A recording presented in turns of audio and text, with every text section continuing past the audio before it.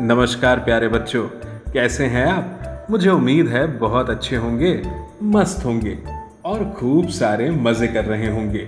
भाई मज़े करना भी तो ज़रूरी है। आज हम क्या बात करने वाले हैं? आज हम बात करेंगे आपकी हिंदी की सबसे अच्छी किताब में अध्याय 1 की, यानी चैप्टर 1 की, जिसका नाम क्या है? सीखो। और आपने ध्यान दिया कि नहीं, ये हमारी इकाई 1 है, यानी हमारी यूनिट 1 है। और इसका नाम क्या है? अवर एनवायरमेंट, यानी हमारा पर्यावरण। अब आप सोच रहे होंगे ये पर्यावरण क्या होता है? तो मैं आपको बताता हूं। अपने आसपास जरा नजरें उठा के देखिए, अपनी आंखों को खोलिए और बताइए क्या क्या दिखाई देता है। घर दिखाई देते हैं, सड़कें दिखाई देती हैं, गाड़ियां दिखाई देती हैं। क्या और कुछ भी दिखाई देता है?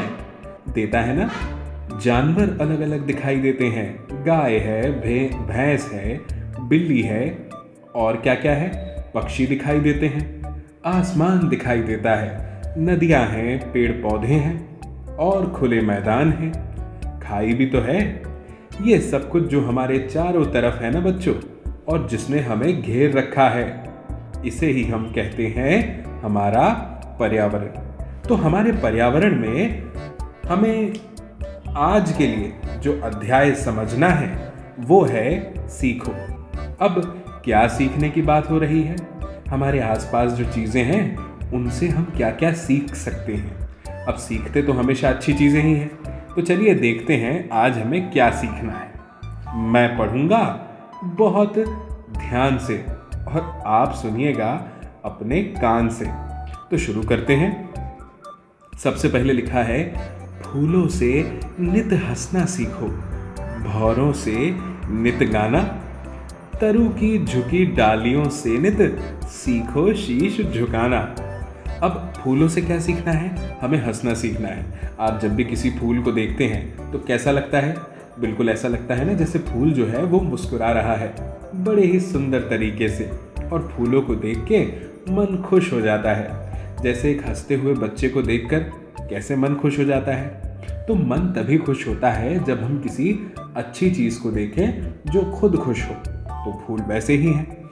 भौरों से नित गाना, और जो भंवरे होते हैं ना, जो फूलों के इर्द गिर्द मंडराते हैं, वो भी क्या कर रहे हैं? गीत गुनगुना रहे हैं।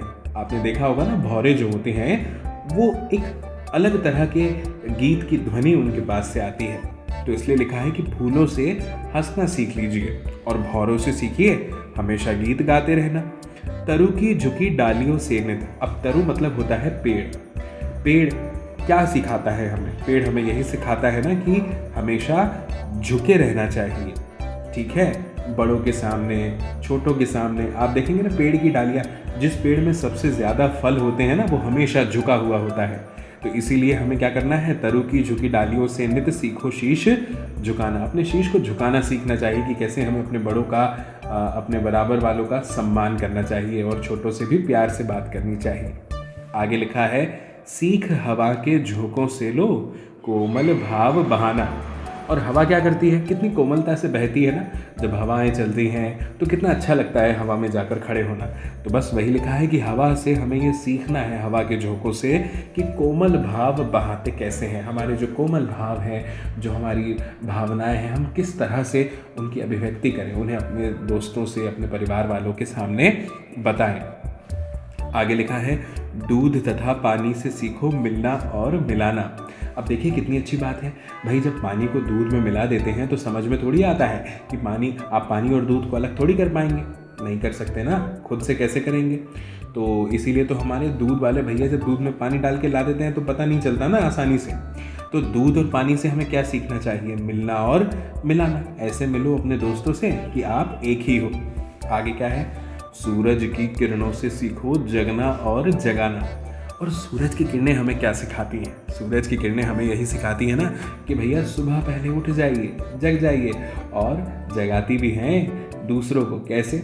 भाई जैसे दिन निकल गया तो कोई कितनी देर तक सो सकता है? दिन निकलने के बाद तो अगर सूरज की किरणें अंदर तक आती होंगी कमरे तक, तो फिर झटपट नींद खुल जाती है। आगे क्या है? लता और पेड़ों से सीखो सबको गले लगाना। और आपने देखा ना, जो लता होती है यानी जो डालियाँ होती है, फूल जो बेला होती है, छोटे छोटे रास्तों से होकर निकल जाती है और सबको गले लगा लेती है। पेड़ हैं, लताएं हैं, तो उनसे हमें सबको गले लगाना यानी सबसे प्रेम करना सीखना है।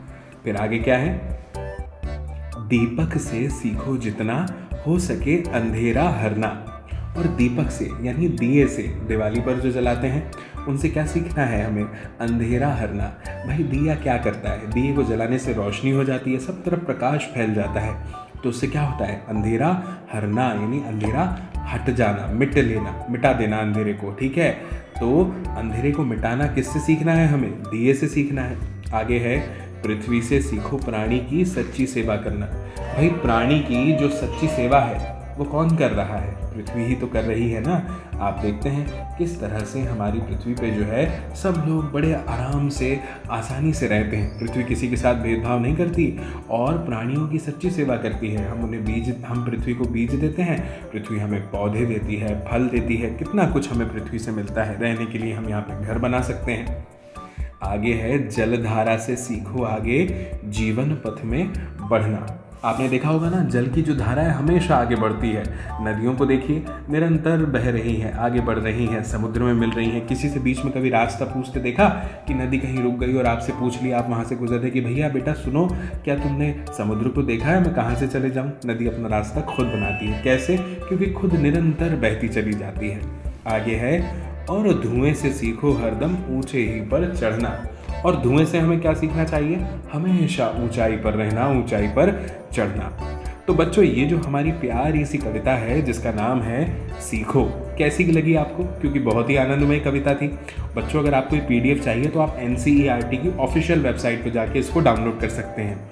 ये बहुत ही अच्छी कविता थी, बड़ा मज़ा आया। जल्दी मिलेंगे अगले वीडियो में, तब तक के लिए खूब सारी मस्ती कीजिए, खूब सारी पढ़ाई कीजिए। नमस्कार।